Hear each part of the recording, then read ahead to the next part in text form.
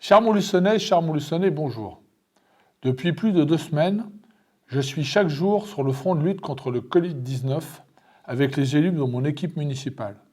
Nous agissons dans l'intérêt de tous, avec les moyens dont nous disposons et les agents de la collectivité qui sont pleinement impliqués.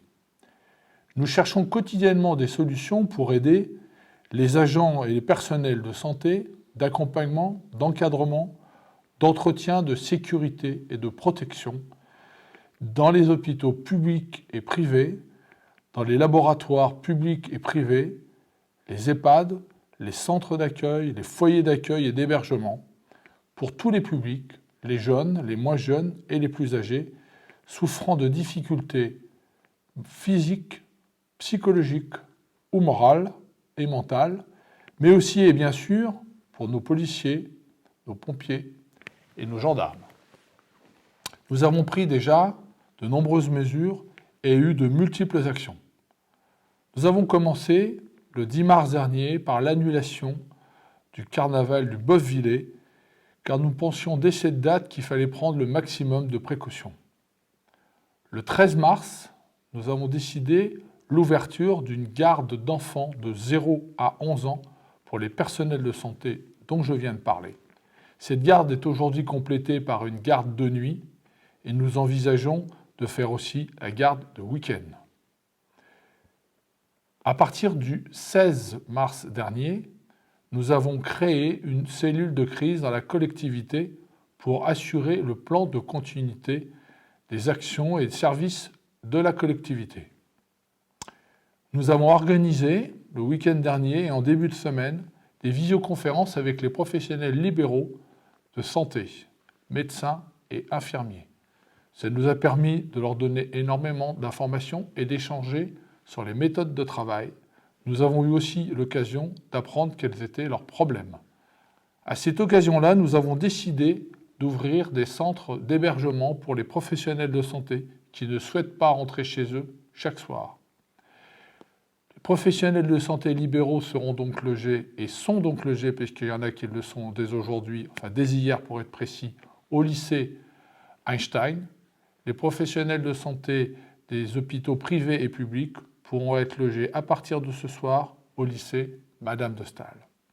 Nous avons mis en relation ces professionnels de santé avec des industriels locaux qui peuvent fabriquer, qui leur ont vendu ou donné du gel hydroalcoolique, et certains même professionnels locaux, industriels locaux, ont contacté leurs fournisseurs chinois pour acquérir des masques que nous attendons avec impatience, vous l'imaginez bien. La collectivité, et c'est le prochain conseil municipal qui le décidera, qui le votera, a décidé la gratuité du stationnement payant et l'exonération pour un trimestre des droits de terrasse pour les restaurants et les bars et du droit d'affichage ou d'enseigne pour l'ensemble des commerces. Le CCAS a passé une convention avec la Banque alimentaire pour faire de la distribution de produits alimentaires auprès des publics en difficulté. Et puis, nous avons décidé la fermeture des commerces de vente en détail et à emporter entre 21h à 5h du matin, puisque selon les forces de police, ils étaient le lieu de rassemblement intempestif. Et puis, dans les prochains jours, pour ne pas dire dans les tout prochains jours, puisque vendredi prochain, nous allons ouvrir un centre de consultation Covid-19 à la maison de santé à Biennassis.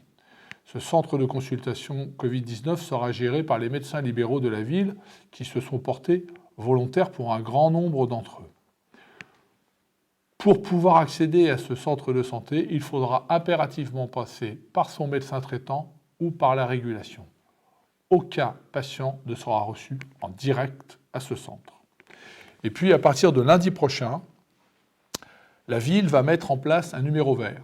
Je vous le donne, le 0801 902 409. Il sera ouvert à partir de lundi prochain, de 9h à 17h, et nous pourrons répondre à l'ensemble de vos questions.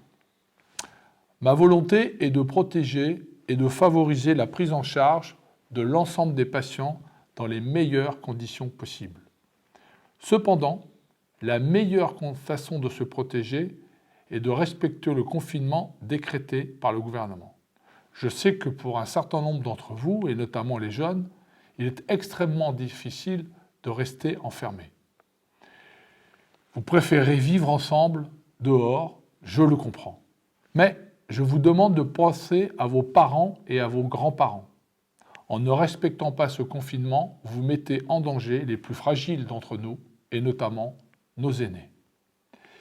Les Chinois ont réussi à juguler l'épidémie parce qu'ils ont respecté scrupuleusement le confinement décrété par l'État chinois.